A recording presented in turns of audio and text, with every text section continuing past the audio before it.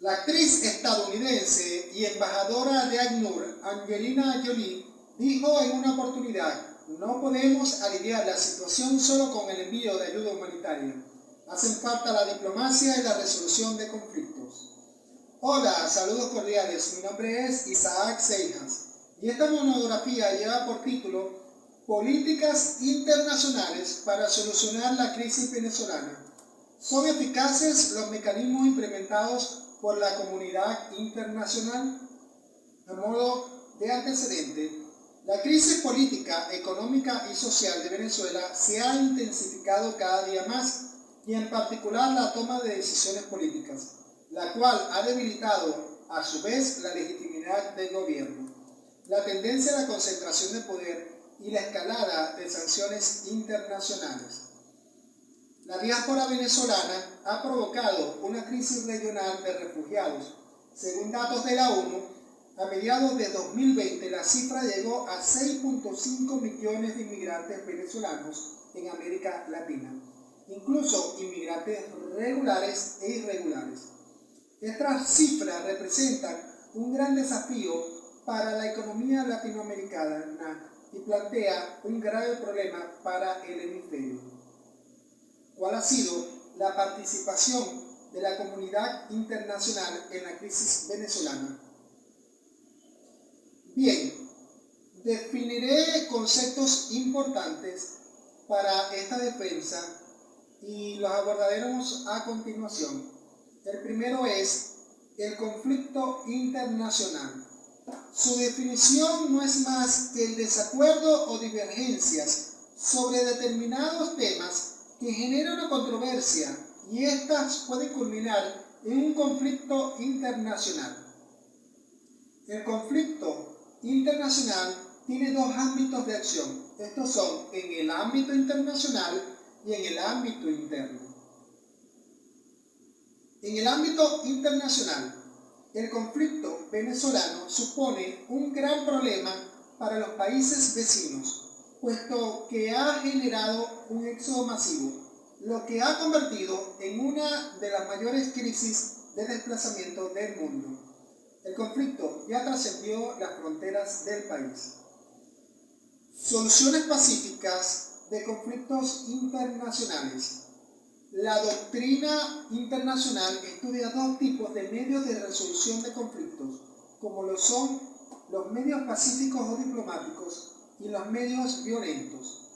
En este sentido, la comunidad internacional es consciente de que en presencia de un conflicto internacional se deben agotar los medios pacíficos de resolución de conflictos y se debe evitar el uso de medios violentos. Medios pacíficos o diplomáticos. Estos se califican en medios vinculantes y medios no vinculantes. Los medios vinculantes, que se dividen en el arbitraje y la solución judicial permanente, que pertenece a la Corte Internacional de Justicia. Los medios no vinculantes, que se dividen en negociación, buenos oficios, investigación y conciliación. Entre estos aspectos tocaremos más a fondo la investigación. Este medio de solución está recomendado para aquellas controversias que no comprometan la honra ni los intereses esenciales de los países y en las que hay desacuerdos en cuanto a los hechos investigados. Sobre Venezuela se llevan a cabo procesos de investigación. Los más destacados son dos. Uno es el del Consejo de Derechos Humanos de la ONU, que el 6 de octubre de 2020 habló sobre la persecución política generalizada en Venezuela. La misión de la ONU presentó un informe que concluyó que el presidente de la República de Venezuela y sus principales ministros eran responsables de posibles crímenes de lesa humanidad. Por otra parte, el 14 de diciembre de 2020, la fiscal Fatou Bensouda de la Corte Penal Internacional, la cual tiene atribuciones de juzgar a personas responsables de la comisión de los más graves crímenes de lesa humanidad, hizo un análisis preliminar de acusaciones de violaciones al Estatuto de Roma y aceptó que existían fundamentos razonables para creer que en Venezuela han ocurrido delitos de la competencia de esta Corte. En estos dos particulares, estos dos informes tienen efectos sobre Venezuela por estar contemplados en nuestra Constitución y tratados internacionales, de los cuales Venezuela es firmante y miembro.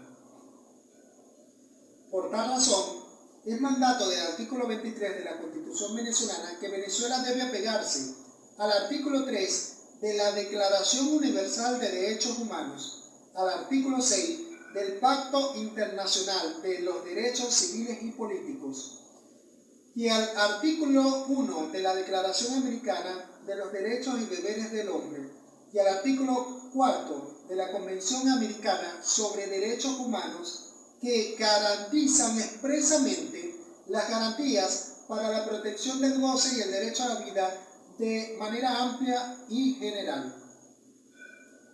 En el ordenamiento jurídico venezolano, el reconocimiento al derecho a la vida está consagrado en el texto constitucional, en el artículo 43, que habla del procedimiento preestablecido y condenatorio basado en el derecho, en el respeto al derecho internacional. Ahora hablaremos un poco de las sanciones internacionales. Entre ellas podemos nombrar la retorsión y las represalias. La retorsión, que se refiere a comportamientos hostiles, incluso dañinos, que si bien es una ley inherente, aunque intrínsecamente legales, pueden ser hostiles a comportamientos anteriores, pero es ilegal a nivel internacional. Las medidas de retorsión en su forma más común aparecieron con frecuencia en nuestro país en los últimos años. Por ejemplo, cancelar visitas de Estado, llamar al embajador incluso indefinidamente, declarar a funcionarios diplomáticos o consulares no deseados, deteriorar contactos diplomáticos, restringir relaciones, imponer sanciones unilaterales, suspender o rescindir tratados, carecer de reconocimiento internacional, incidentes internos o la retirada de organismos internacionales como forma de protesta. Las represalias. En esencia, son actos ilegales, pero razonables cuando el país objetivo ha cometido actos ilegales con anterioridad. Se utiliza el término contramedida para referirse a estos actos. Estas medidas ejercen presión económica. El propósito es obstaculizar las relaciones económicas y financieras normales al no cumplir con los acuerdos vigentes. Más de un centenar de sanciones se han colocado en nuestro país, Venezuela. A julio de 2020, las sanciones han alcanzado sus puntos más altos. Estas se han acumulado en varios sectores, incluyendo armas, petróleo, finanzas y economía. En conclusión, es idónea por humanidad la no aceptación de toda forma de violaciones a los derechos humanos, derechos individuales y derechos colectivos, y cualquier manipulación del poder político que pretende imponer órdenes para encontrar soluciones. Es urgente lograr atención inmediata a las emergencias humanitarias de la población, recuperación, estabilización económica y productiva del país. Surge la urgente necesidad de dar a todas las víctimas de la situación actual dentro y fuera de Venezuela la atención de todas sus necesidades a través de canales efectivos de ayuda humanitaria. Es necesario instaurar medidas de presión internacional ejercidas en la economía, la política y cualquier otro orden que no causen más daño a las personas que han sido afectadas por el mal que se pretende corregir. En mi opinión, las sanciones no conducirán a una transición o restauración de la democracia. Sin embargo, si todos los países dejasen a Venezuela en paz, el régimen seguirá apretando los tornillos. En no utilización de herramientas no muy satisfactorias en lugar de no hacer nada. Pensando en esto es propio mantener y fortalecer la unidad dentro y fuera de Venezuela. la sociedad política internacional y las instituciones u organismos multilaterales y la cooperación internacional son todos actores básicos en este proceso. Sus expresiones y acciones brindarán un apoyo efectivo para la resolución política de la crisis en nuestro país. Por su atención, muchísimas gracias.